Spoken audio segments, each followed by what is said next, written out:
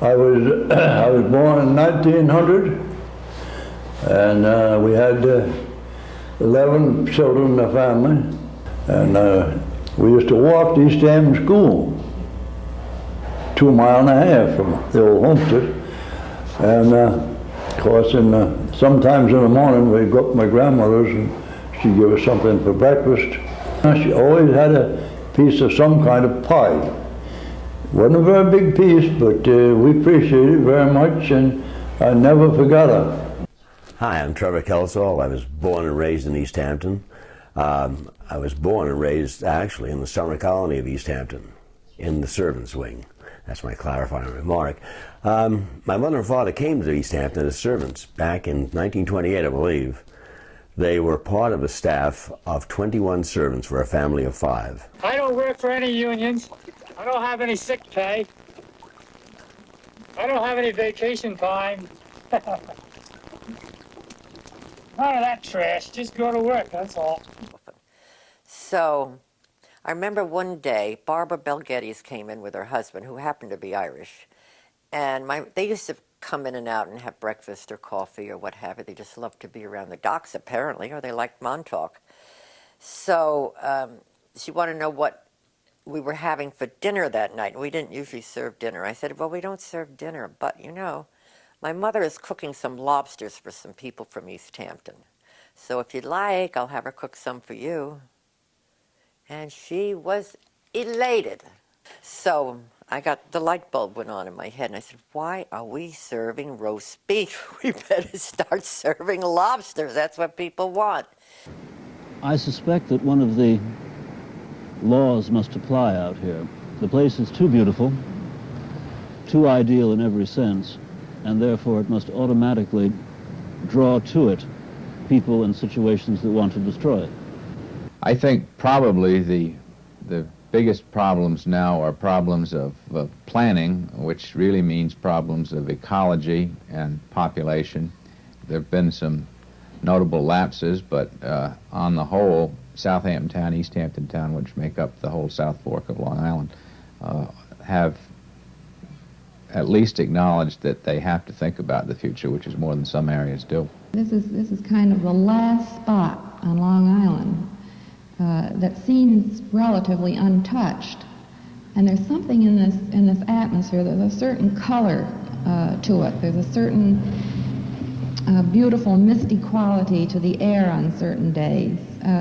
I think that the artists today come for another reason. I think they find they interact with the other creative people that come. They find their peers here. The art world is like an amoeba. It has no regular outside shape. So this is, at this moment in time, what we agree the art world looks like. Then someone like Pollock comes along and he operates outside this mainstream, out here at the little isolated island, and for a moment, it doesn't look like art either. But then the big kind of mother art world sort of goes over there and sort of envelops tugs it in. And now the resultant outside shape of the art world has changed because this person existed. And now it looks like art. And once it looks like art, all kinds of people make it. Well, no one was more surprised than I when I started to do landscapes, but I was in fact in school doing fairly conceptual type work, or what I thought was conceptual work. Mm-hmm. And I was working in my studio, and I'd become very interested in trying to make things that contained light. And I was using all sorts of found materials, bits of metal and wood and whatnot.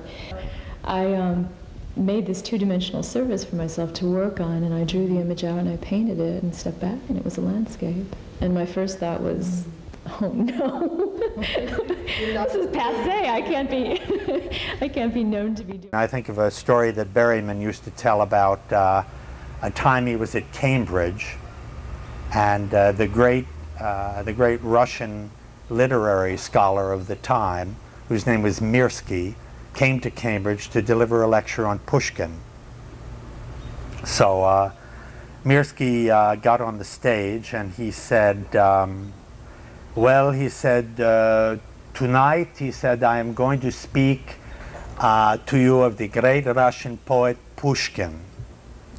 He said, as Shakespeare is for England, as Goethe is for Germany, as Dante is for Italy, so for Russia is Pushkin.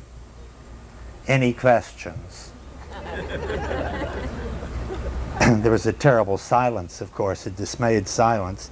And finally one student said, Professor Mirsky, would you comment on Pushkin's style? And Mirsky said, the style of Pushkin was very good.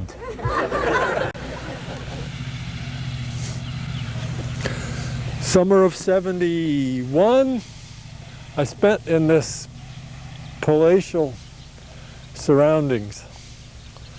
I'm going to cry when I think about it. It was fantastic summer. I used the barn for a studio and I rented Barbara's big house for the rock and roll parties. And this, I remember, was the first summer I worked with beeswax, and the bumblebees would come and help themselves to my wax when I was making the sculpture. And I thought, there's nothing better than this. Don't take me to Italy anymore. Just leave me in Barbara Hale's barn.